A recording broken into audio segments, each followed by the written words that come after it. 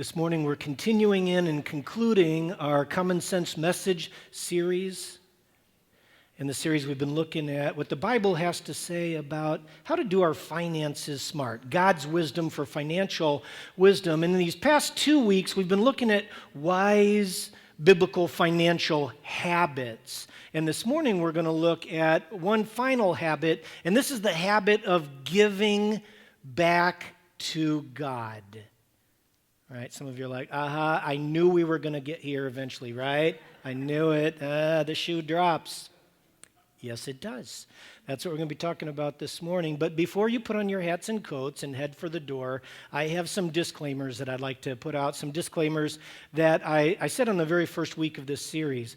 First of all, we're talking about giving money to your local church. And this is not a big deal to me. Giving is not a big deal to me. It's not a big deal to me because, one of the most common complaints, not only within the church, but especially outside the church, is that the church is only interested in your money, right? You've heard that, and some of you think that, and it's just simply not the case. It's not who we are as a church. It's not who I am as a church family. And so I've led this church. And I've taught this church in such a way to communicate clearly, I could care less about your money. I'm very concerned about your souls, but I could care less about your money. Got it? That's my disclaimer. But we're going to talk about giving today for a reason I'm going to explain in a moment. But the first week of the series, as evidence of how unconcerned I am about money, in the 30 years I've been a pastor, just shy of 30 years, I've preached about 600 sermons, and I said I counted them up, I preached on money 6 times in 600 sermons, right? 6 times in 30 years. So it's not a big deal. That's statistically really small, right? Yeah. So my apologies to those of you who are here for the very first time, or you've just come to the vineyard. You have terrible timing, right? And I think that's on you. I think that's your fault. So, right?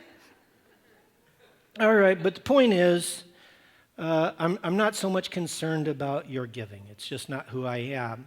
But having said that, I also threw out the very first week this disclaimer that the Bible tells us, in the Bible God tells us that our money does say something about the condition of our hearts. All right, did you hear that? The two are connected. Our money, God tells us, points to the Lord of our lives. And so if your giving is pointing to someone or something other than Jesus as the Lord of your life, then I can say as your pastor, I am concerned about that. I'm concerned about where your money is going because it's telling me something about the condition of your heart. And as evidence that this is what the Bible says, in our daily Bible reading plan, just a couple weeks ago, we read these words in Job 31. Job said, listen, have I put my trust, say trust, have I put my trust in money or felt secure because of my gold? Have I gloated about my wealth in all that I own? And he makes a couple other statements, but he concludes, if I've done this, if so, it would mean that I had denied the God of heaven. And so Job knew that there's a connection between this tight-fisted, white-knuckle grip on money and a white-knuckle, tight-fisted grip on stuff that was evidence of a heart that in some way is denying God. If our trust is in money, there's some way that we're denying God. So money is a matter of lordship. Our money points to what is the Lord of our lives. Jesus said this very same thing in Matthew chapter 6. He said there's this connection between our wallets and our worship. This is what he said. Don't store up treasures here on earth where moths eat them and rust destroys them and where thieves break in and steal. Store up instead your treasures in heaven where moths and rust cannot destroy and thieves do not break in and steal. Wherever your treasure is, there the desires of your heart will also be. Where your wallet is going, Jesus is saying, that's where your heart is going. Right? What we cling to most tightly, Jesus says, is what our hearts worship. It's that simple. Wherever your treasure is, there the desires of your heart will also be. So in verse 24 then, Jesus goes on to say, no one can serve two masters, for you'll hate one and love the other. You'll be devoted to one and despise the other. And then Jesus puts the fine point on it. You cannot serve God and be enslaved to money. And so clearly in the Bible, we see that money is a matter of lordship. Our money points to the Lord of our lives. And so if your giving isn't pointing to Jesus as your Lord, then as your pastor I can say, I'm concerned about that because it is a heart issue. It's a soul issue.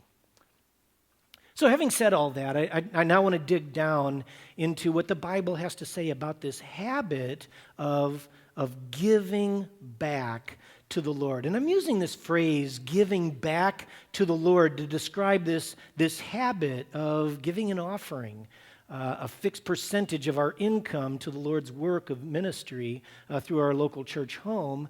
I'm using this phrase, giving back, intentionally because of a biblical truth that we unpacked also in the very first week, that it all belongs to the Lord. It all belongs to the Lord. We saw this in 1 Chronicles 29:14. Here, King David says, for all things come from you, and from your hand we have given you. So everything that we have, it comes from the Lord. And when we give to the Lord, we are just simply taking from his hand and giving right back to him. All things, absolutely everything that we have, our breath, our lives, our time, our talents, our treasures, it all comes from the Lord's hands. It means it all belongs to him. He entrusts us with it, and he gives us the responsibility to be good stewards of his stuff and to do good things with his stuff. But the important thing for us to remember is our giving is not giving to the Lord. Our giving is just giving back to the Lord. That's a big difference, right? We don't give God anything.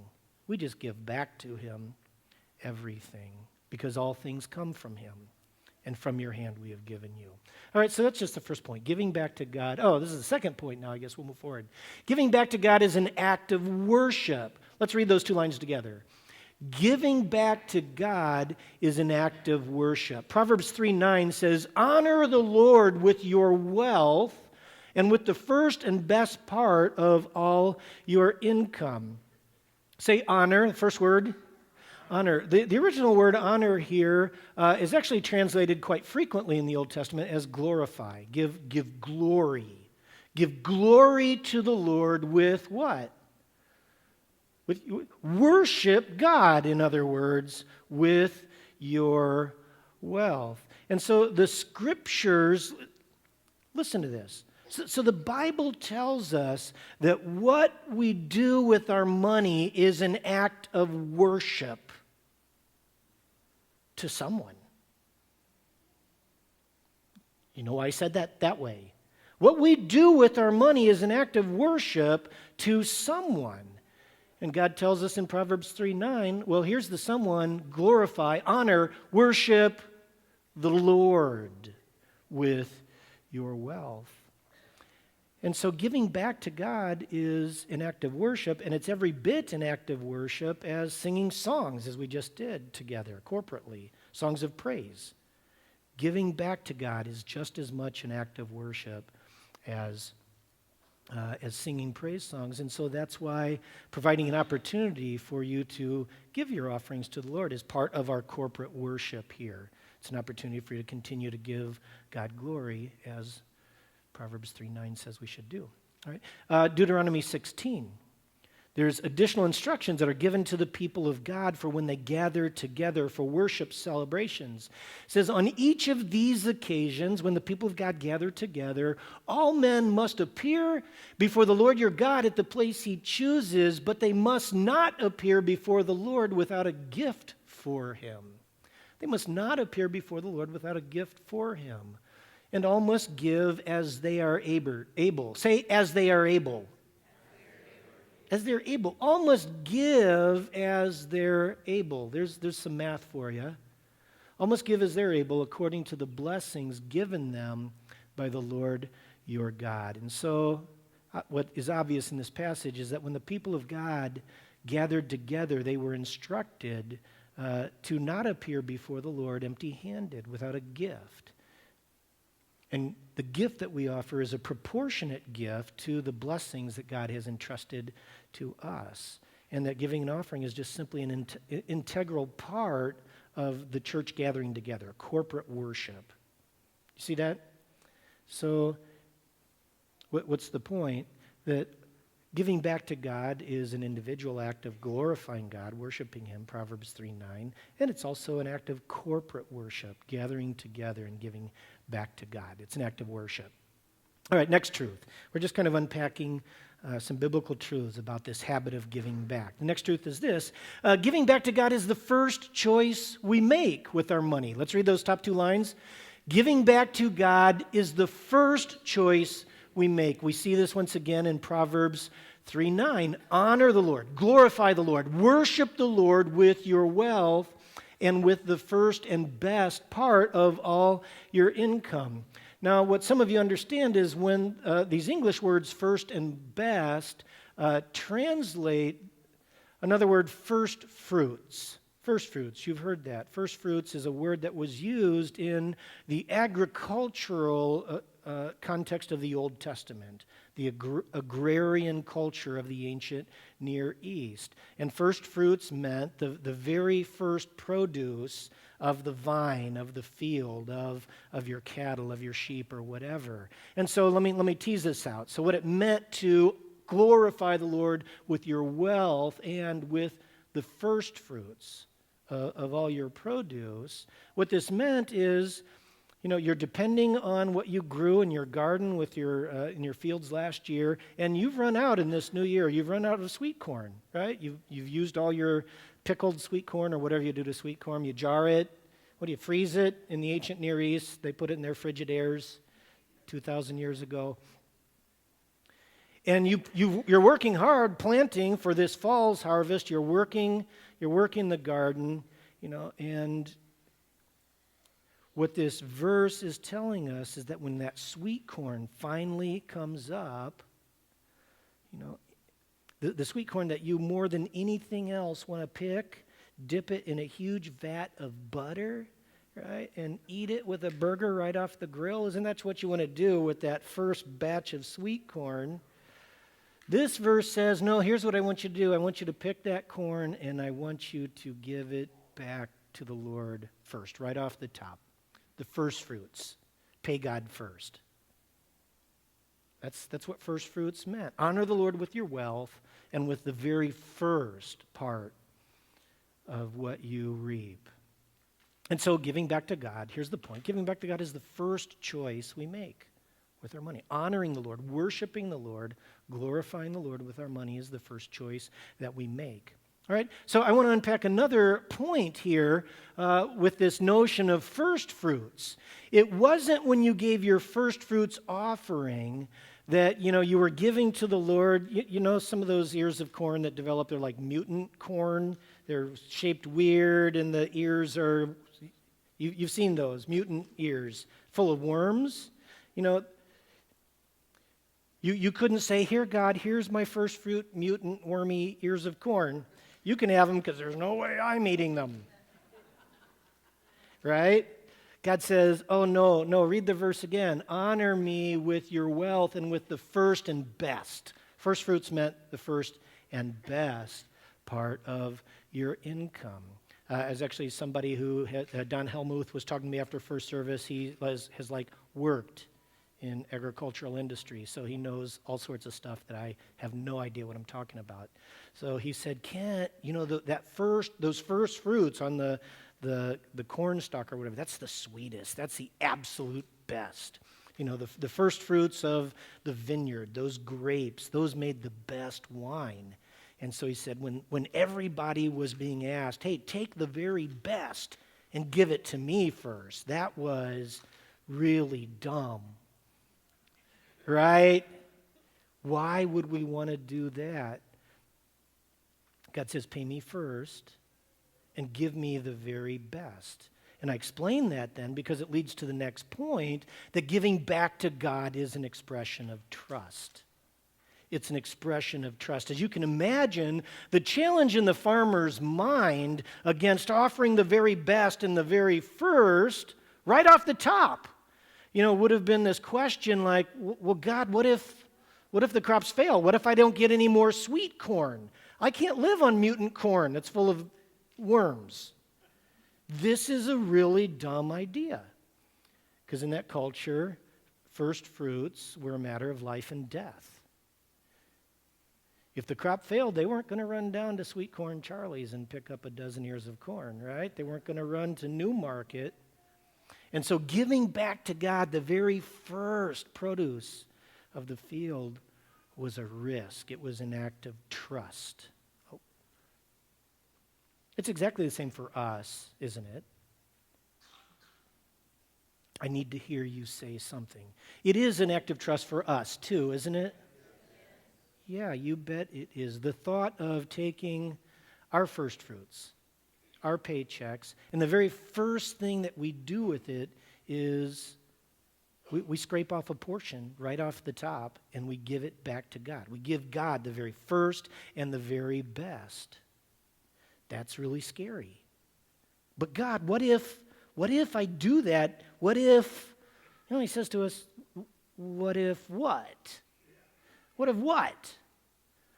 What if you leave me high and dry? Isn't that the thought in our hearts? And he says, yeah, I thought that's what you meant by what if. What if I fail you? What if you can't trust me? What if I prove untrustworthy? Isn't that what your what if is saying? So giving back to God is even for us an expression of trust. Giving back to God the very first and the very best. It was an expression of trust for the farmer of the ancient Near East. It's still an expression of trust for the people of God today. Next verse we're going to look at, Malachi 3:10. It tells us what we can expect from the Lord when we trust him with our stuff, with our very first and our very best. Very famous passage on this topic of giving, Malachi 3:10. So bring all the tithes into the storehouse. That just means to the place where the church gathers. That's the storehouse here. That's what is meant. So bring all the tithes to the storehouse so there will be enough food in my temple. If you do, says the Lord of heaven's armies, Lord of hosts, we sang that just a moment ago. If you do, says the Lord of hosts, I will open the windows of heaven for you. If you do, I will open the windows of heaven for you. I will pour out a blessing so great, you won't have enough room to take it in. Try it. Put me the test. I love that. What is God going to do if we trust him? Yeah. He says, test me. Just find out. I dare you. This is the only place in life, this is the only place in the Bible where God tells us, he challenged us, put me to the test. I dare you. Right? If you put God to the test in any other area of life, you're on thin ice. But when it comes to giving back to him, he says, I dare you. I dare you. Put me first with your finances and see if I don't open up the windows of heaven for you. Put me first in your finances and see if I don't pour out blessings so great you won't have barns big enough to take it in. Trust me. Just trust me and see if I don't prove to you how faithful I am. All right, so giving back to God is an expression of trust. Most of you recognize the name of John D. Rockefeller. John D. Rockefeller was a billionaire who built the Standard Oil Company. When Rockefeller was asked, how did you amass your great wealth? This was his answer. I give the first 10% back to God. I put the second 10% in savings, and I live on the rest. This pretty good equation for life. It seemed to do okay by Rockefeller. Rockefeller called it his 10-10-80 rule. God first. Pay God first. That's the habit of tithing. It's the habit of giving back. Second thing I do is I pay myself second. That's the habit of savings. Pay God first, pay myself second, and then I live on the rest. That's not just good Rockefeller wisdom. That's good biblical wisdom for doing our money smart. Right? But the point I'm simply making is this, as Rockefeller was an example of somebody who just simply made the choice, I'm going to give to God first. It's the first fruit, the very first and the very best right off the top. And that, even for him, would have been an expression of trust. All right, making sense so far? So some of you are thinking, I suspect, oh, Kent, I'm living paycheck to paycheck now. This is crazy. I can't afford to give back to God. I can't, listen to this, I can't afford to put God first. Can't afford to put God first. Right? Doesn't that sound wrong when you say it out loud, hear yourself saying it? I can't afford to put God first. Right? Can I suggest this, that we actually can't afford to not put God first? We can't afford to not put God first. I mean, there's really only two options for Christ followers. Two options for those who say to the Lord, you're the Lord of my life. And the two choices are put God first or me first. Put God first or me first. Right? Does one of those sound more right than the other? Which choice do you think puts us in the place of God's open heavens?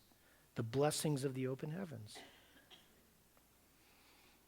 If you're maybe confused, it's put God first. You're thinking, I don't know, it's a flip of the coin. It's not. Put God first.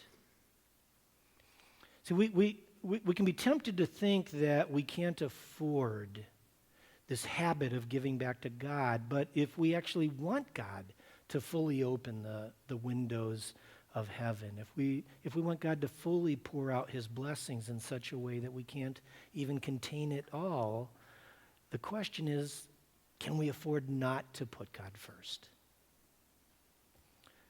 So giving back to God and giving back to him the very first and the very best is an expression of trust in him, and it's an expression of trust that God himself dares us to take, and it's an expression of trust that God promises he's going to follow through on.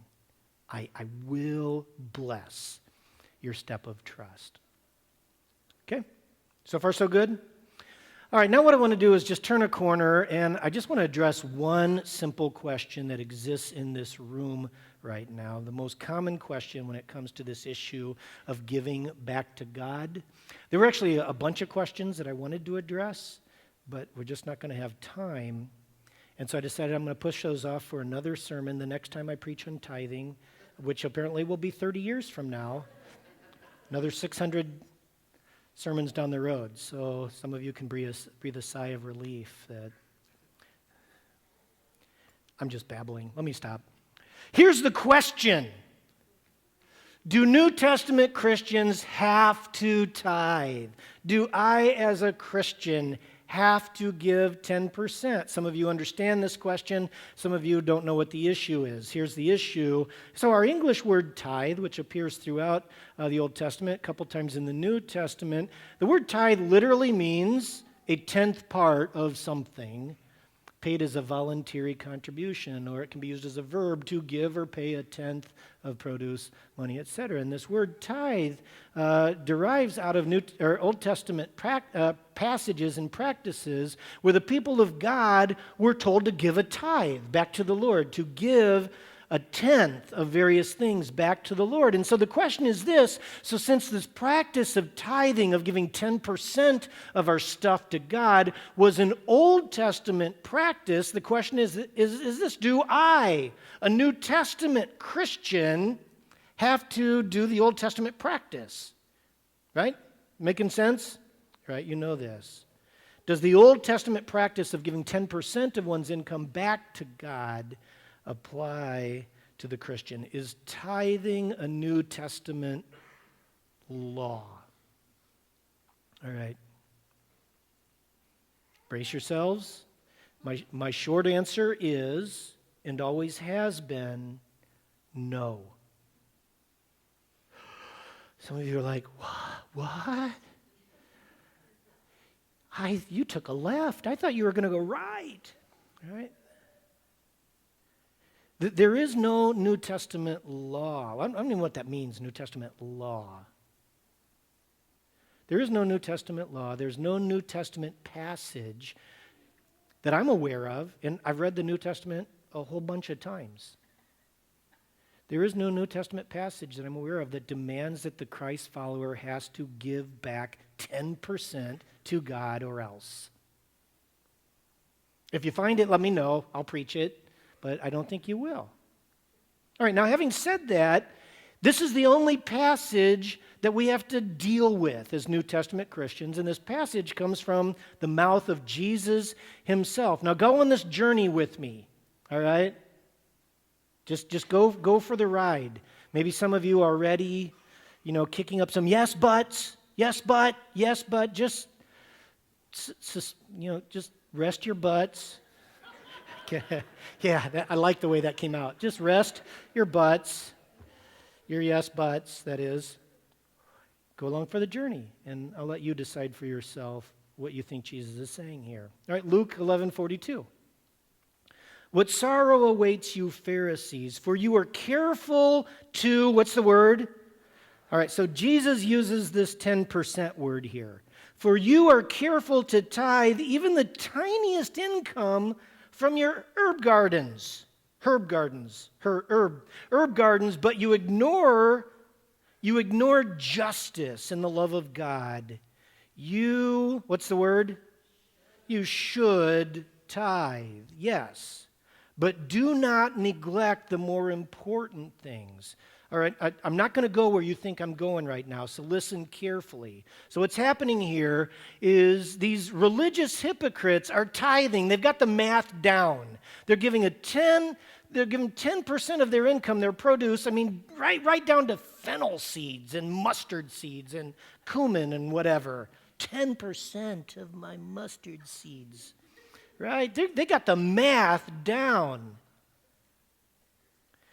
But Jesus says, you are neglecting the more important issues of justice and the love of God. They were religiously obsessed and fixated on doing the math right, but Jesus said they completely missed getting their hearts right. They got the math right, but their hearts were in the wrong place. And so Jesus says to them, oh, you know what? There is sorrow awaiting you. What sorrow awaits you when you're more concerned about the math than you are about mercy? What sorrow awaits you? What does he mean by that? I'm not exactly sure, but I don't think it's good. I think it's bad. What sorrow awaits you, you religious hypocrites? You should tithe, yes. But you shouldn't neglect more important things. You should do some math when it comes to giving back to God your very first and your very best. That's just simply what the people of God do. But there's something that is way more important than just a number. There's something that's way more important than a percentage, and that way more important thing is your heart. Where your heart is way more important to Jesus than where our math is. Our heart should be so filled, and these are things we talked about last week with cheerful, hilarious, open-handed, God-honoring, God-trusting, giving back to Him. That's how our heart should be, and that kind of heart should flow out in a tithe. Jesus says, yes. You should be concerned about doing the math. I think that's what Jesus is saying, but you should be even additionally concerned about where your heart is, because there are things that are way more important to God than just getting the math right, and that's getting justice right, and that's getting mercy. That's getting the love of God right. Is that making sense? All right, now listen to where I think Jesus goes with this. What he's meaning with this is, I want to say, Yes, tithe. Yes, give back. Do some math and give back proportionally. But over and above that, more importantly, or in addition would be better, in addition to that, be justice loving and mercy loving. Now, why would Jesus say that? Listen, because justice and mercy are money issues. Justice and mercy are money issues. You show me any issue of social justice that is wanting, that is lacking the mercy of the kingdom of God on it, and I will show you a money issue. Homelessness. What is that? That's a justice issue and it's a money issue, right? Poverty. Starvation, illiteracy, health care, sex trafficking, abuse, abortion, right? Drinkable water, addiction, did I say that already? Government, corruption, discrimination. I mean, the list goes on and on. Right? Those are social justice issues, and those are important to God. And every single one of them is a money issue. Right? It's a money issue. And so listen to where I'm going with this, because I think this is what Jesus means. I'd like to suggest in 11:42, Jesus wasn't trying to set the bar, Jesus wasn't trying to set the bar, Jesus was trying to set the baseline. You should tithe, yes, but he's not setting the bar, he's setting the baseline. You should be concerned about giving proportionally back to God. That's just what Christians do. But over and above that, you should be concerned about justice and mercy. Jesus wasn't really interested in followers who are being religiously mathematical tithers like the Pharisees. Jesus was interested in justice-loving, mercy-loving, generous givers like the Father, because that's what the Father's like. Pharisees do the math. The Father is just concerned about justice and mercy and love. That's where his heart is, and I think that's what Jesus is doing here. Saying, yeah, don't sweat the math, but sweat concern. Sweat social justice. Sweat the mercy of God. Make sense? I think that's his point here. And if we had more time today, we could look at other things Jesus said in other situations. We could point to a woman's offering a very expensive perfume as an act of worship to Jesus, or of a poor widow's throwing a couple, copper coins in the plate at church. And we could unpack these episodes from Jesus' life and ministry, and I'd suggest to you that when you look at them, you'd be able to draw the conclusion that Jesus wasn't really interested in the math. He wasn't interested in followers who are just simply religiously mathematical tithers. Jesus wasn't really interested in people who had to figure out, how to calculate, how to hold back. Jesus was rather interested in those who extravagantly give back. Not calculated holding back, but extravagant giving back, because we're concerned about the things that the Father is concerned about, social issues. I had somebody tell me after first service, and I think it's right, that had the church been consumed with the heart of God for social justice issues for the last 100 years or whatever, we probably would not be in the welfare condition we are in our country. The government would not be trying to figure out how to pay for social justice problems, because the church should have been taking care of it, because that's what Christians do. And why do Christians do that? Because that's what's important to our Father's heart. Do the math, yes. Tithe, yes. But don't neglect what's really important to me, says the Father, social justice and mercy. You see?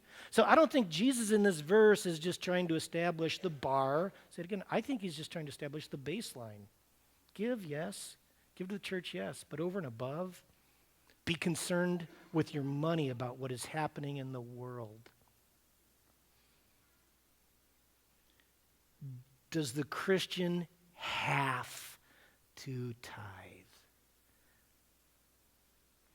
I think when we're even asking that question, we've already lost the game. Right? Ask my wife, do I have to give you flowers? Right? That just sounds wrong. Right? If I'm asking the question, I've already missed the mark, right? Oh, I do have to give you flowers is once every 5 years. Where's the line? Once every 5 years? 6 years? Every 6 years, right? Man, when we're doing the math, we've already missed the point. Do we have to tithe? No. Is tithing a New Testament law? It's not. Is our salvation dependent upon the math? No. It's not. But we are followers of Christ, called to trust God and called to glorify God by giving back to him some percentage as you are able. Give back to God first, the very first and the very best, right off the top of what belongs to him in the first place. It never was ours. That's what we are called to. And I do believe that the New Testament law, if we can use this word law, whatever that means, I believe that the New Testament law is not 10%, but I believe that it is extravagant generosity. It is justice-loving, mercy-loving, open-handed generosity to the brokenness of the world around us. That's the math. And if you need some sort of formula for that, you ask God, right? If you need a formula for extravagant generosity, that's between you and God. I'm not going to tell you what it is. So this is the challenge. How we doing on time? We're okay. The challenge I want to put before you, just as an application, is this. Just take whatever the next step is for you. This is between you and God, but take the next step. If you have been a non-giving backer to the Lord, start giving back. Be a first-time giving backer. Is that language, is that confusing? Is it making sense? If you haven't given back to the Lord, be a first-time giving backer.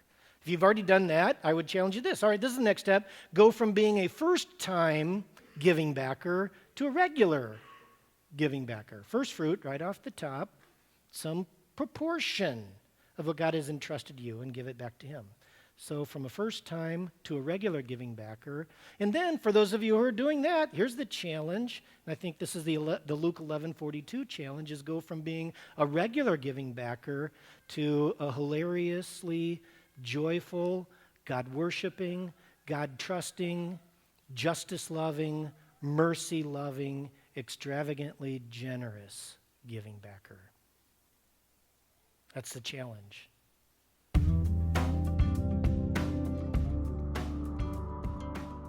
My name is Sylvia McBride. My husband's name Bill. We've been married for a little over 30 years now. And in my faith journey, tithing has always been a really important part to me. And we faithfully paid our tithes over the last 30 years. Now, when we were first married, we were pretty much dirt poor. My husband, he made like maybe $6 an hour by the time we got married, and I made a little bit less than that. We were young, we were poor, we were happy. And when I found out I was pregnant with our first child together, I had always just assumed I was going to be a stay-at-home mom. I was going to stay home with my babies and raise them and take care of them and hug them and kiss them and love on them. Tithing was always important, and I knew the Bible said to bring the whole tithe into the storehouse, that there may be food in my house, to test me in this and see if I would not open the floodgates of heaven and pour out so much blessing that there would not be room enough to contain it. I always knew that. We paid our tithes, and I never really worried too much. But we went to church that Sunday after we'd found out, and the pastor at that church at that time, she said something like, it never says anywhere in the Bible that there has to be 2 incomes to raise a family. So I just took that as God speaking directly to me, that I could stay home with my babies, and that he had it in control, and that I could trust in him, and that I didn't need to worry about that. So, I did. And over the next, few years, God blessed us with 3 boys after that. We didn't have a lot. We didn't have a big fancy house or a big fancy car, but we had everything we needed. We never went without. We always had food in the house. Our bills were paid. We had heat and electricity and water and clothes on the kids' backs. The kids always had diapers. There was even a time during that time where Bill was without work for like a whole month. And even during that time, God poured out so much blessing on us. Blessing through, people at the church. He just blessed us. We had everything we needed. We never went without.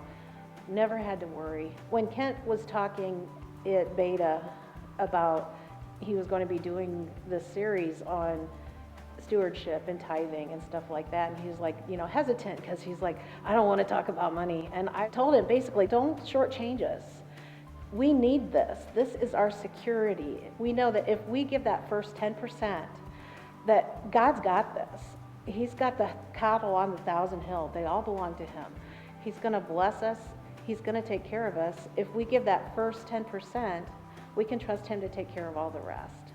And so if God clothes the lilies of the field and feeds the birds of the air, we don't need to worry, because he loves us way more than that, and he's going to take care of us too. There's a lot of people that they just feel like they can't afford to tithe.